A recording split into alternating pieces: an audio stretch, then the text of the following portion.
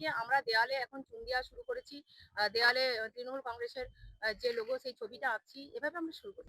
আজকে হলো আমাদের কতুলপুর ব্লকের অন্তর্গত কতুলপুর অঞ্চলের তাঁতিপাড়া বুথ থেকে আমাদের শুরু হলো। দেখুন প্রার্থী কে হবে না হবে সেটা বড় কথা নয়। আমরা দেয়াল লিখছি, মেয়েদের উৎসাহ আছে, দাদাদের উৎসাহ আছে। চলুন আমরা সবাই প্রতিদিন আমরা কর্মসূচির মধ্যে দিয়ে থাকি। আমরা প্রতিদিন কাজ করি, প্রতিদিন কাজের মধ্য দিয়ে থাকি। তাই এটাও আমাদের একটা কাজের মধ্যে পড়ে, যেহেতু সামনে ২০২৬ বিধানসভা নির্বাচন। আমাদের হাতে সময়টাও কম আছে। তাই আমরা আস্তে আস্তে করে চেষ্টা করছি, দেওয়াল লিখন শুরু করছি।